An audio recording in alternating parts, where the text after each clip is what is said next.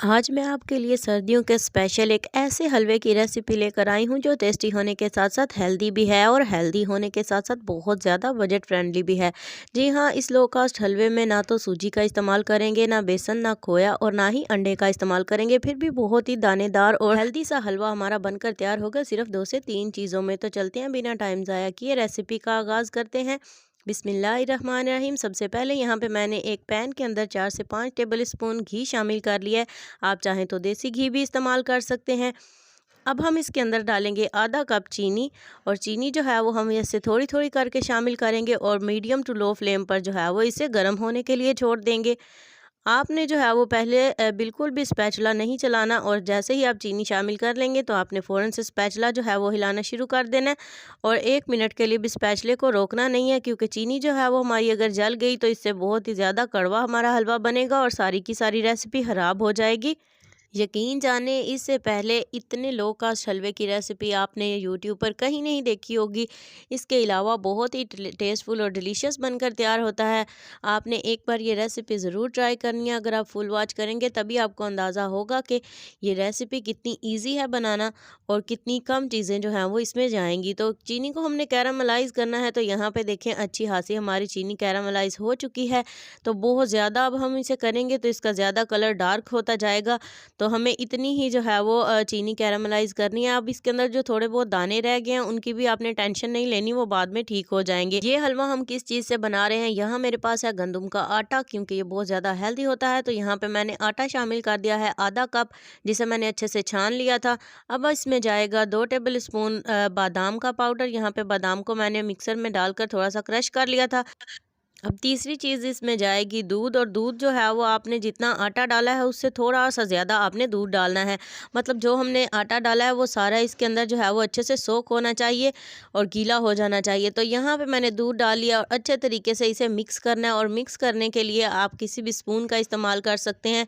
तो यहाँ पे आप देख सकते हैं, यहाँ पे स्पून की मदद से अच्छे से इसे मिक्स कर रही हूँ, और बहुत नरम हाथों से आपने इसे मिक्स करना है। बहुत ज़्यादा गूंद नहीं देना या ज़्यादा ओवर मिक्स नहीं कर देना।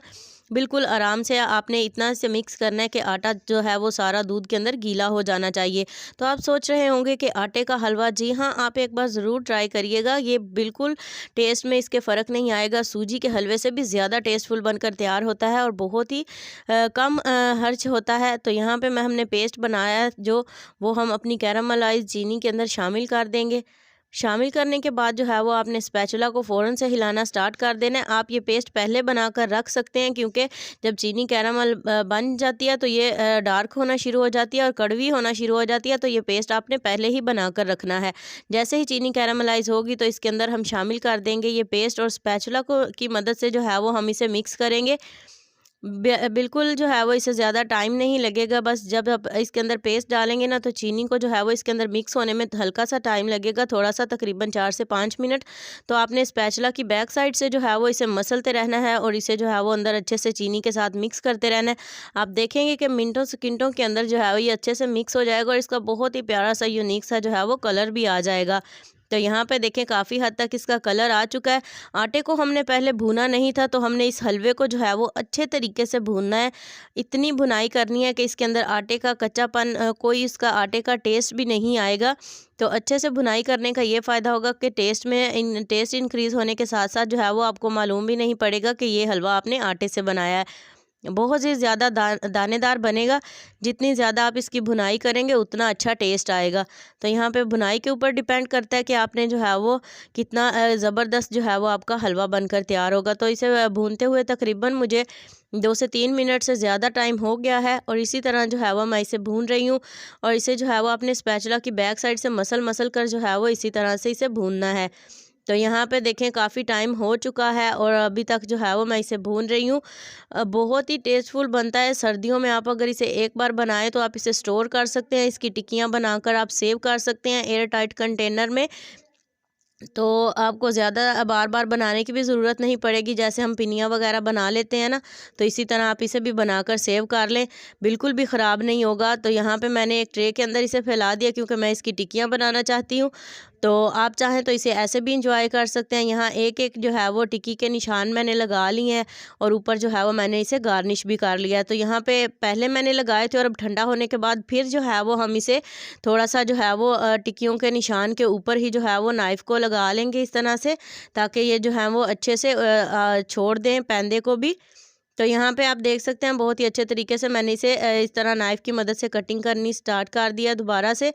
बहुत अच्छे से मैंने इसे गार्निश किया। उखेड़ने के लिए आपने जो है वो हाथ का इस्तेमाल नहीं करना, कोई भी आप नॉर्मल चीज़ ले लें, नाइफ़ ले लें या फिर इस तरह का स्पैचुला ले लें, उसकी मदद से जो है वो आप इस तरह से उखेड़ लें। बहुत ही टेस्टफुल, बहुत ही मज़ेदार बनकर तैयार होता है। इसकी फाइनल लुक चेक करें, माशाल्लाह कितना ज़बरदस्त, कितना दानेदार बनकर तैयार हुआ है। आपने रेसिपी को फुल वॉच करना है और अच्छे से जो है वो नोट कर लेना है ताकि आपका इससे भी ज़्यादा टेस्टी हलवा बनकर तैयार हो। उम्मीद करती हूँ आपको आज की ये वीडियो रेसिपी पसंद आई होगी। वीडियो अच्छी लगी हो तो लाइक करें और इसी तरह की इंटरेस्टिंग वीडियोज़ के लिए चैनल को सब्सक्राइब कर लें। अल्लाह हाफिज़।